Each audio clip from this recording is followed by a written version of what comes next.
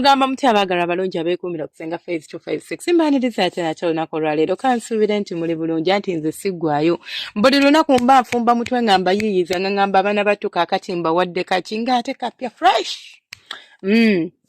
omanye ennaku zino nina ekintu kye ndwapinzeeko omutwe gwange njagala kutegeera omusajja okuwangaala bulungi mu mana nga tetukozesezza nnyo ku ddagala tusobola tutya okuzza amaanyi mu mubiri gwo omusajja agamba nze senga nakozesaako masturbation senga neemazisa simanyi senga nze sikyagiraagira njagala omusajja ng'oyima saagala atayima ebibyo biwanvu ebibyo biwanvu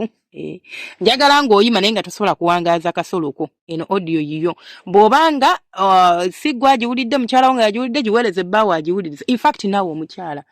kuyambako osobola otya okuba nga omusajja wo omuyamba nadda engulu n'abeera ng'addamu n'aterera nga bwe yali nga tarilayinga ku makerenda nga tarilayinga ku lubalula nga tarilayinga ku ddagala lyonna ng'omubiri gwe gwa awakeninze nabagambakokko nti omusajja yenna ensonga ze ez'okwezina oba ensonga z'omukwano ez'omu kisenge zikwatagana ekyo tuyita nervous system yo nengi breaking down into parasympathetic system n'endala n'engamba tugiyita sympathetic system okitegeera so sympathetic state tulina okubeera nga tutegeera ebintu bino eno bati tuveeyo njagala bwe tugenda okusimba ekinyusi omusajja yenna nga akasoloko bwe kayima tekawangaala njagala oddeyo ku nnono kankugereze nnono ntegeeza ki bwe wali okwana omukyala obanga mukyekwana nga mukyali mu stage y'okwekwana omuntu oyo yakuyisangako engalo n'owulira ng'obuwoomi bujja kye tuyita amaanyi g'okukwatibwako the power of touch that is what we are going the power of what the power of touch kye tugenda okwogerako ng'omusajja akwatako bw'oti n'owulira bannange obuwoomi nga bukutta obanga omukazi akwatako bw'oti n'owulira ng'oyagala kati tokyayina sensation eyo tokyafiiringa just obeera bubeezaawo kyova olaba akasolo kukagwa mangu omusajja mukoleka masaaji like oddemu ositule obwagazi buli obeere ng'osobola okurelaxinga veins zo bulungi ng'osobola okurelaxinga vessels ze zitambula omusaayi ezisitula omusaayi oba ezitambuza omusaayi obeere ng'osobola okuyimuka but kamasaaji kano mugenda kakola ng'ekirubirwa si kyakwezina kale oluusi ebintu bisukkako n'ogamba nga twezine naye nsaba nabagamba osobola okubeera nga musajja wo oba omwami wo omuweeweeta leka omukira oba omukola ku kamasaaji k'omukira naye nga aiminga kuzzangulu busuwa obwo tulina engeri gye tukakola engalo zinene oba ozikwasaako tokwasaako mukono gwonna mindfully press your two fingers ku kasolo k'omusajja mindfully which means mbeera ng'aba akwata ekintu ekiri delicate then n'oyisaako mpola just to arouse oba okuyimusa okuzuukusa obwo obwagazi okuzuukusa feeling ezo ezasanyalala ezitaliiwo ezikaleetera okusituka nga bwe kagwa tuzisuppressing tuzeewo embeera ennungi nti omusaayi gusobola okutambula nga gutambulira ku peesi ennungi ng'omusajja olina engeri omutetenkanya n'omuleetera okubeera nga atazinangako ng'alinga omupya mu kintu kakati alinga embeerera ekyo kyolina okubeera ng'okola kamasaaji tukatandikira ku mubiri gwa musajja tetugenda genda of course paka kutuukira kasula nedda osooka n'oreleasinga pressure eyo omuleetera omusajja okureleasinga pressure eyo jjukira ebinywa byo ba nerves zo ebinywa ye muscles nerves kyeki okay whatever nerves zo kasita zibeera nga ziri tensed up nga teziri smoothened nga teziri like teziri relaxed kizibu nnyo okubeera ng'ogenda kubeera ng'okola ki ng'owangaala kati lwaki tukuweeweeta kusooka nti tunabagenda twagala tukakkanyako ka pressure ako tukuteeka mu comfortable and relaxed state so nja kuweeweetako mu kifuba mpola mpola engalo zo mukwano totuuza mukono ku mugundi bwoti oyisa kuli kungulu bwoti mpola mpola n'osooka omuweeweeta mpola mpola bw'omala okumuweeweetako ng'omanyi nti kati muweeweese ebinyuma oba ebirungi n'olyoka otandika okubeera nga omunywegerako bw'omaliriza okwata emikono n'ogiteeka wakati mu bisambi by'omusajja ono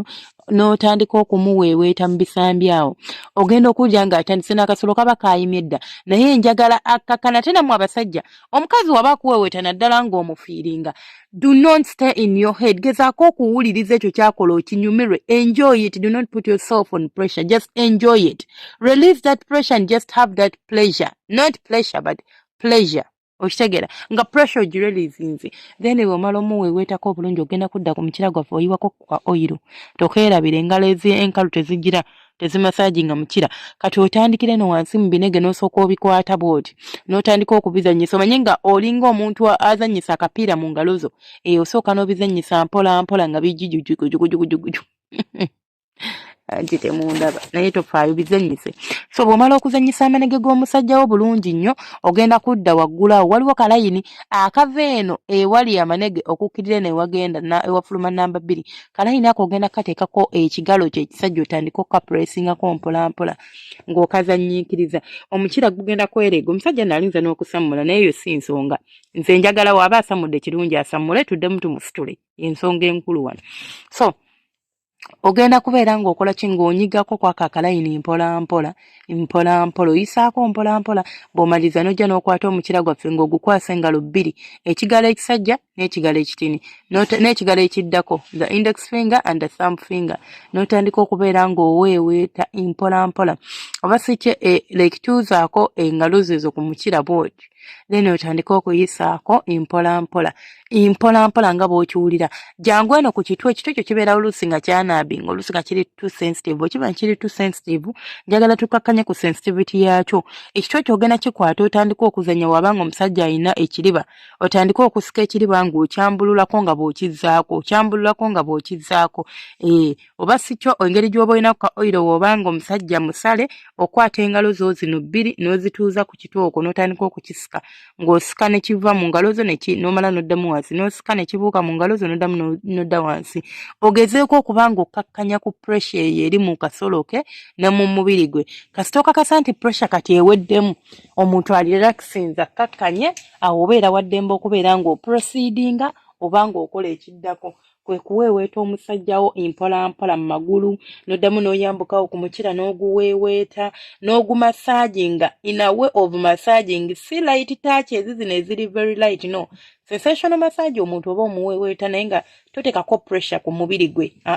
kati obeera okola ka pressure ako nga katini nga tekuli just muntu ku relaxinga kubeera ng'asobola okufunctioninga obulungi bannange omusajja ajja kuddawo olinza okubirabanga ebizibu naye ate byangu ate olinza obirabanga ebyangu naye ate si byangu gwe kasita omastaringa engeri gy'osobola okumukkakkanyaamu n'abeera ng'asobola okuddamu n'atereera bulungi nnyo nga takozeseza yadde eddagala nga tagenzeeko yadde wa ng'ateredde yadde amakerenda nga tamize so ekyo kiri gy'oli gwe okwebeereramu n'okumanya mulekerawo abasajja okubamizisa amakerenda amalagala bannange mufa ku basajja bammwe buno obuntu obutinitini bwe tusobola okwekolera nabo butwekubye empi omusajja mulabirire kubanga bwakuzina nga towoomerwa bannange kintu kunzira nga siwoomerwa kiza naza punishment obeera ombonerereza nnyo ddala ddala tekiggwe wange anyways nsigadde nze Senga Face to Face 60 mwerabira subscribing likinga no commenting omukama abanjagalira abankuumire temujjanga oku bantu bange